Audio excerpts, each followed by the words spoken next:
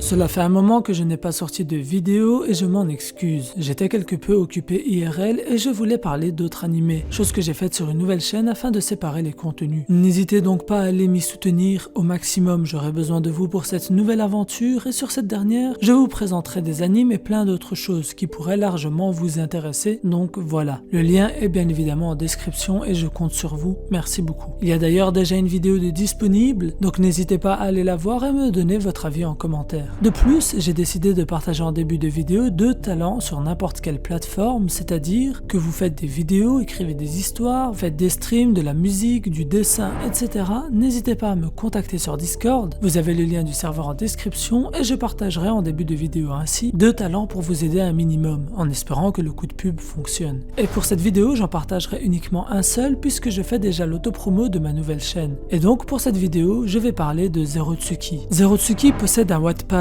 sur lequel il écrit des histoires. En effet, Zerotsuki est un auteur amateur qui écrit des histoires originales disponibles gratuitement. Sur la plateforme, vous y trouverez des histoires sur différents univers qui se lisent assez rapidement et qui sont mises à jour par notre talentueux Zerotsuki. Le lien vers son Wattpad est en description. Maintenant, nous pouvons entrer dans le vif du sujet et je suis désolé si j'ai pris un petit moment pour l'introduction, mais comme vous m'avez manqué, j'avais pas mal de choses à vous dire. La guerre d'Onigashima approche à pas de géant. Nous sommes à quelques chapitres de son commencement et surtout, dans le manga lui-même, nous sommes seulement à quelques minutes de la déclaration de guerre et du début de cette dernière. Mais les puissances de chaque côté sont loin de proposer un équilibre. En effet, nous savons que d'un côté, nous avons 2 empereurs alors que de l'autre, nous avons 3 supernovas et les fourreaux rouges. Et sans te mentir, pour l'instant, je pense que l'alliance Mugiwara Ming Samurai Ninja n'a absolument aucune chance de vaincre les monstres que sont les empereurs. Et durant une discussion avec Lin sur le Discord, il a avancé quelque chose d'intéressant et cette chose est la destruction de l'équilibre des puissances de l'univers de One Piece. Je m'explique, Fujitora a atteint son objectif d'abolir le système des Shichibukai grâce à la rêverie et au roi Cobra et Riku. Alors que de son côté, la marine, elle, connaît quelques conflits avec le gouvernement mondial, notamment au niveau du CP0 qui propose de s'allier à Orochi. Conversation secrète interceptée par Drake. De plus, la marine n'a pas été mise au courant du plan du Gorosei vis-à-vis de Vivi et d'Nefertari, comme nous avons pu le comprendre avec la discussion entre Garp et Neptune lorsque Garp annonce l'incident et le fait que la marine va enquêter dessus. Les résultats de cette enquête devraient surprendre la marine lorsqu'ils apprendront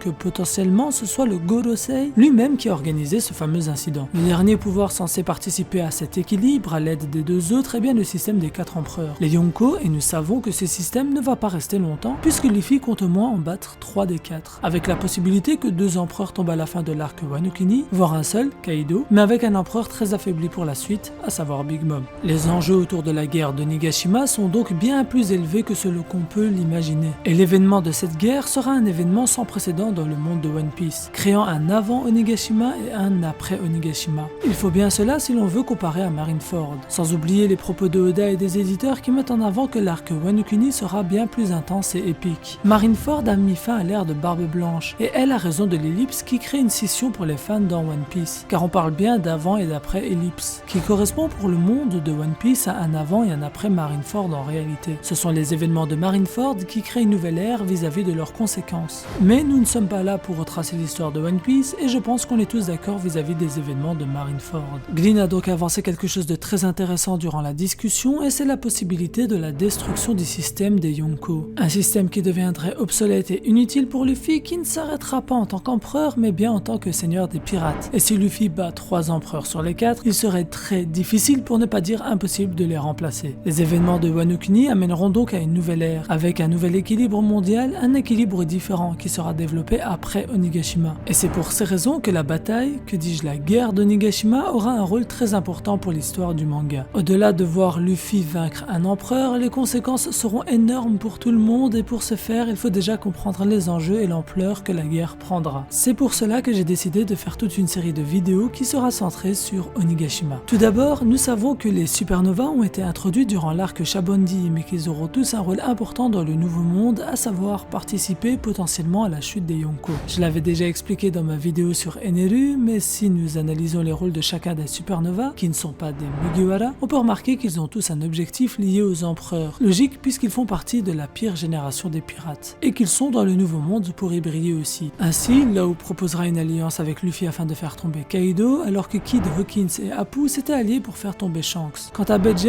il proposera un plan d'assassinat de Big Mom à Luffy, et U-Rouge lui aura battu seul un Sweet Commander. Alors oui, il est vrai que Apu est en réalité un traître travaillant à la solde de Kaido et ayant vendu Kid et Hawkins à ce dernier, ou que Drake lui est en réalité un Sword et fait donc toujours partie de la marine. Mais c'est là que ça devient intéressant. Si Apu était depuis le début avec Kaido, on peut penser que ce sera l'inverse pour Drake. À la fin de l'arc Marineford, lorsque nous avons vu les déplacements de tous les supernovas dans le Nouveau Monde, nous avons pu voir Drake se rendre dans une île hivernale et attaquer les gardes de cette dernière alors que ceux-ci le mettent en garde sur le possesseur de ce territoire qui était bien Kaido. On peut donc songer que Drake depuis le début voulait infiltrer l'équipage de Kaido sous les ordres de la marine. Et ce, sûrement à cause du fait que Kaido s'est posé à Wano Kuni, à savoir un pays non affilié au gouvernement mondial, mais surtout un pays avec les frontières fermées. Et l'alliance entre Big Mom et Kaido ne fait pas les affaires de la marine, qui est donc la plus grande menace qu'ils ont connue depuis des décennies, et donc de Drake. Dans certaines vidéos, j'avais déjà souligné le fait que l'ombre de celui qui libérait Law de la prison ressemblait fort à Drake, et qu'il serait logique que Law lui fasse confiance en disant « Si me libérer fait partie de ton plan, alors compte-moi dedans ». Car Law comprend en réalité que Drake est un ennemi de Kaido et donc potentiellement un allié à leur alliance. En tout cas, libérer l'ennemi de Kaido veut dire que tu es son ennemi aussi. Sinon, Drake n'aurait aucun intérêt à libérer Law si Drake était bien un allié de Kaido dans la future guerre. De plus, cela nous permettrait un plot twist intéressant étant donné que plus les chapitres s'enchaînent et plus les lecteurs pensent que Law va trahir les Mugiwara, au vu de ses expressions et de ce fameux plan expliqué précédemment. Moi personnellement, je ne pense pas que ce sera le cas. Law a toujours eu un visage crispé à l'arrivée des événements importants. Il réalise beaucoup plus les enjeux et les risques que les Mugiwara et cela se dessine sur son visage. En second lieu, nous avons Hawkins qui a été forcé de s'allier à Kaido après avoir vu avec ses cartes son très faible taux de survie s'il avait combattu la créature la plus forte du monde. Mais ses probabilités auront peut-être fortement changé durant le cours de l'arc, notamment grâce au power-up de Luffy, Zoro et Sanji, l'alliance avec Kid et Drake et l'arrivée de Jinbei. Bien évidemment, cela ne sera pas suffisant pour combattre Kaido et Big Mom, mais nous savons que les ex-Shichibukai sont traqués par la marine, permettant à Marco de venir en aide aux Mugiwara et à ses deux anciens frères d'équipage, à savoir Nekomamushi et Inuarashi. En dernier lieu, il y a bien évidemment la flotte de Luffy,